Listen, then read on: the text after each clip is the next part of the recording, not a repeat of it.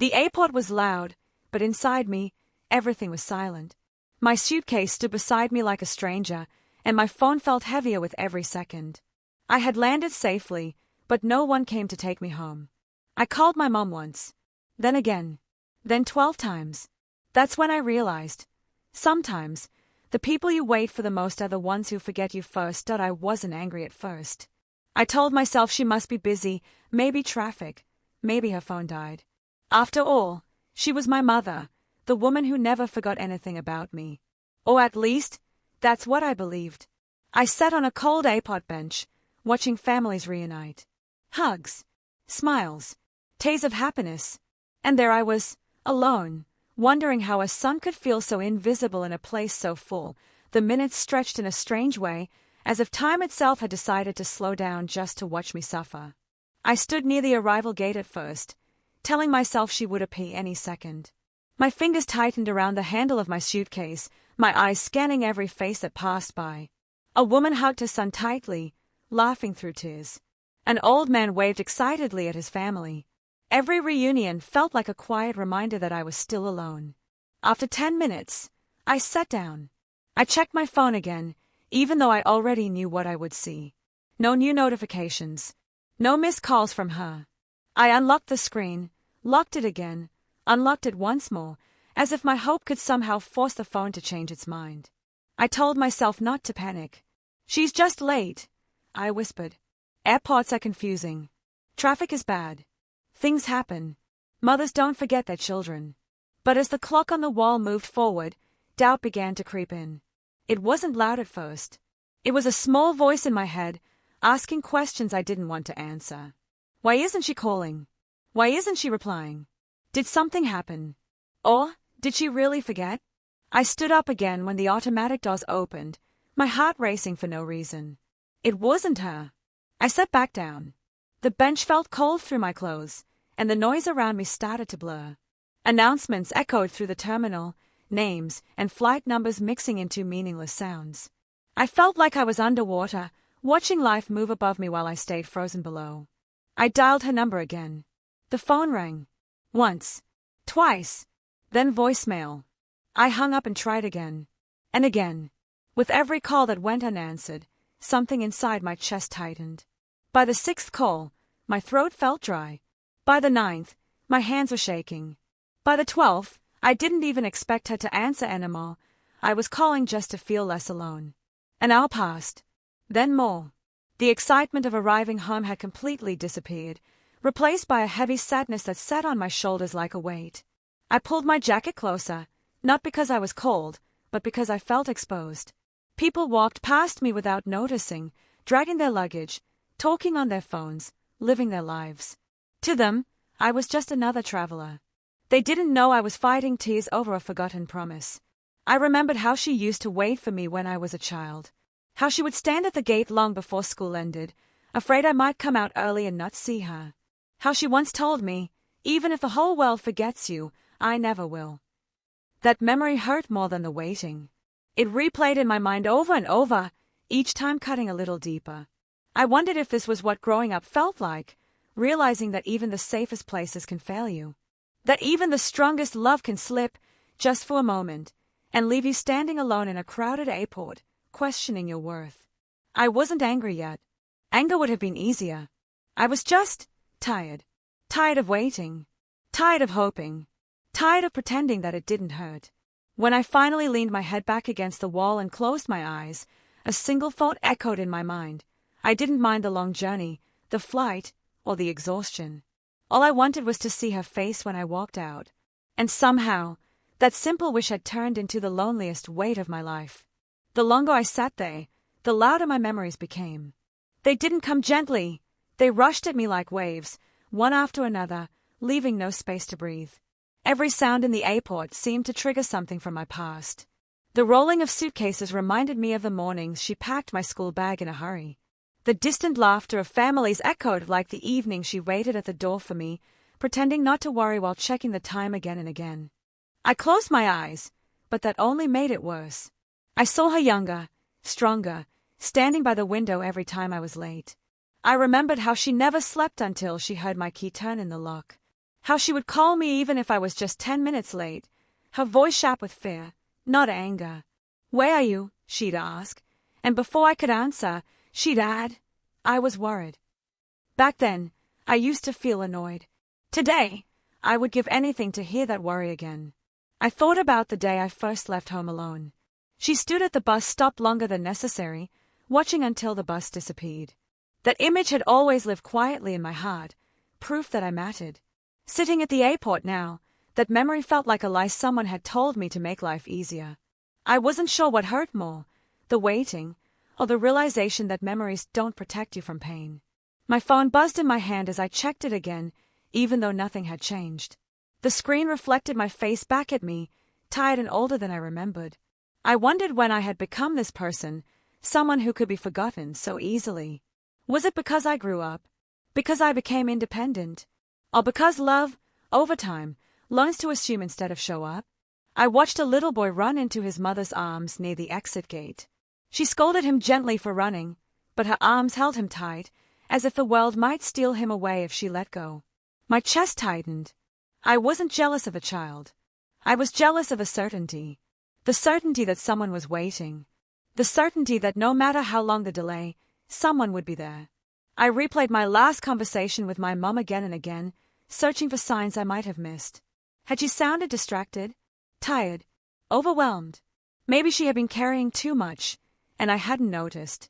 That thought made the pain twist into guilt. Maybe expecting her to remember was selfish.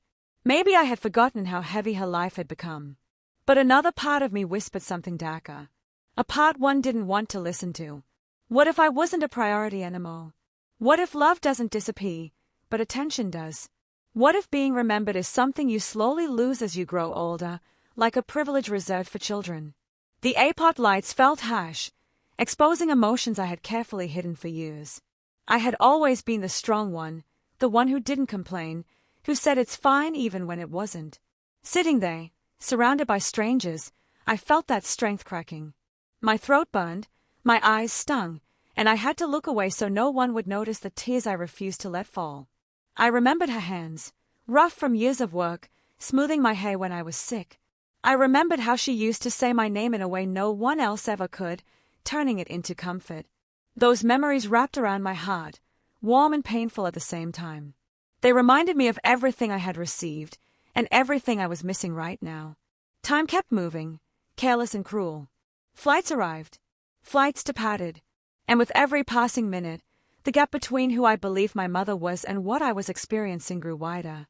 I wasn't questioning her love. I was questioning myself. Questioning whether I deserved to be waited for anymore.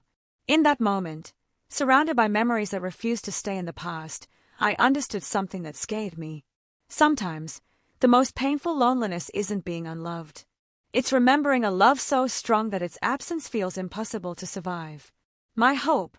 2 hours had passed, and the airport no longer felt like a place of arrivals and reunions. It felt like a test, a cruel game I hadn't agreed to play. My fingers had gone numb from holding my phone so tightly, my legs ached from pacing back and forth, and my stomach churned with a mix of fear and despair. I had imagined this moment 1,000 times, stepping off the plane, seeing her smile, feeling her arms wrap around me. And now, the reality was something else entirely. Silence. Silence that screamed louder than any words could.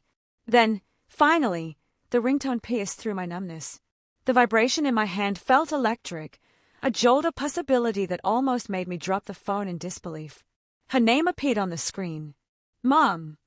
I stayed at it, unsure if it was real, unsure if my eyes were deceiving me after hours of waiting.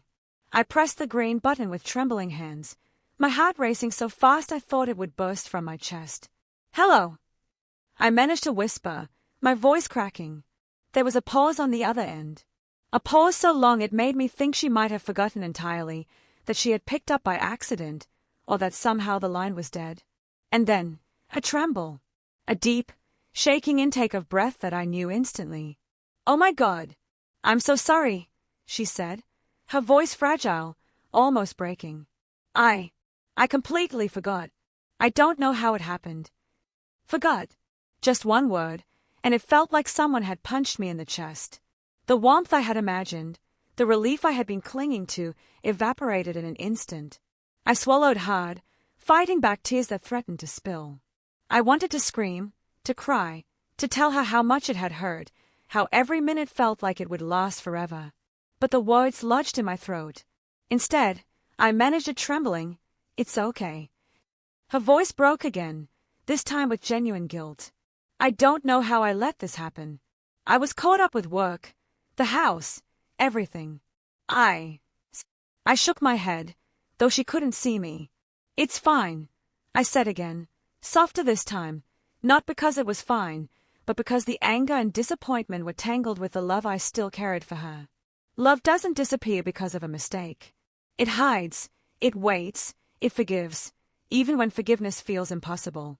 She promised she would be there soon, running through the streets, rushing to the airport as fast as possible. I watched the automatic doors, my phone clutched in my hand, waiting for a shadow of her to appear. The crowd moved like a river around me, but I barely noticed.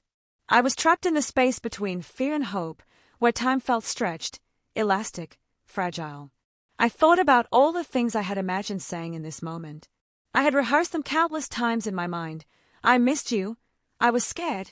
I felt so alone. But now that her voice was in my ear, trembling and apologetic, all those rehearsed lines seemed inadequate. Nothing could capture the intensity of the hours I had spent waiting.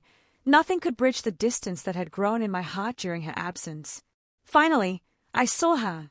Her hair was slightly disheveled, her eyes wide and frantic as she pushed through the crowd. She reached me, her hands trembling as she pulled me into a hug. I felt the warmth, finally, but it was tinged with an ache that hadn't been there in my memories of her hugs. I clung to her, the relief of seeing her battling with the lingering sting of being forgotten. "I'm so sorry," she whispered again, as if repeating it would somehow erase the hours of solitude. I nodded against her shoulder, letting the tears escape now. They weren't only tears of sadness, but also of release, the tension I had carried, the uncertainty, the fear that maybe I didn't matter as much as I thought. In that moment, love and disappointment coexisted, two opposing forces pressing against my chest. Even as we walked out of the airport together, her hand in mine, I couldn't shake the image of the empty bench, the hours of silence, the 12 unanswered calls. That memory would linger, a quiet reminder that sometimes love falters, even when it is real. But I also knew that forgiveness wasn't about erasing the pain. It was about choosing to love anyway, to keep faith in the bond that had always existed. I realized then that life doesn't always give you the perfect reunions you imagine. Sometimes it gives you something more complicated, a mix of relief, guilt, gratitude, and lingering hurt. And sometimes, that complexity is what makes love real. For the first time since landing, I exhaled fully, allowing myself to feel everything at once. The loneliness, the anger, the relief, and the love. The airport was still loud around me, but inside, I finally felt a fragile sense of peace. My mom hadn't stopped loving me. She had just forgotten, for a moment, and I had survived that moment. And in surviving, I realized something important. Even when the people who mean the most to us falter, the bond remains, if we are willing to forgive and hold on. I hugged her tightly, feeling the warmth I had been waiting for, but a quiet ache lingered inside me, a small, stubborn pain that refused to disappear. Her arms were around me, but my mind still drifted back to those hours of waiting alone, to the 12 missed calls that went unanswered, to the cold bench that had become my only companion. I wanted to yell, to ask why she forgot, why she wasn't there, why love sometimes hides behind forgetfulness. But instead, I swallowed the words, because I knew she was already hurting enough, already trembling under the weight of her guilt. I realized something then. Love isn't always easy or clean. Sometimes, it comes with disappointment, sometimes with moments that hurt more than the absence of love itself. And sometimes, forgiving someone doesn't mean forgetting the pain, it means choosing to let the bond matter more than the hurt. My heart ached, but I let myself stay in her arms, letting the mixture of relief and sorrow settle into a quiet understanding. She whispered apologies over and over, tears falling onto my shoulder, and I listened, holding her like I was trying to absorb all her regrets so she could breathe again. I wanted to tell her that I still loved her, even with the anger simmering beneath the surface. I wanted to tell her that I had waited, and it had hurt, but I was still here, still willing to hold on to us. The airport around us faded into background noise, the rolling suitcases, the chatter of strangers, the distant announcements, all irrelevant compared to this fragile, human connection. In that embrace, I realized that love isn't only in the perfect moments, the grand gestures, or the constant presence. It's also in the messy, imperfect, human moments, the forgiveness, the patience, and the willingness to hold on even when things go wrong. I didn't need her to fix the hurt, I just needed her to be here, and now she was. And even though a small part of me stayed on that lonely bench forever, I carried the rest of my heart back with her, choosing love over resentment, connection over silence, and forgiveness over pain. That night, lying in my bed, I couldn't stop replaying every moment of the day. The airport, the missed calls, the anxious waiting, and finally, the embrace that had brought relief but left a quiet ache in my chest. I realized that the real impact of being forgotten wasn't just the loneliness in the moment, it was how it lingered afterward, like a shadow stretching across everything I thought I knew about love and family.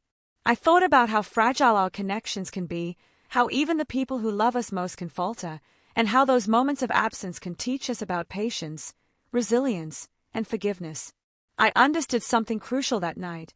Love isn't always obvious or constant.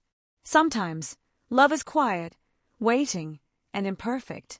It shows up in ways we don't expect and sometimes fails in ways that hurt us deeply, but that doesn't mean it doesn't exist.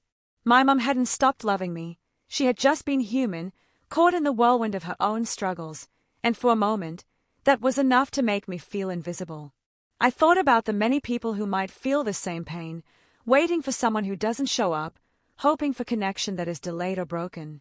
And I realized that forgiving them, forgiving ourselves, and choosing to continue loving despite the hurt is the only way to heal and move forward.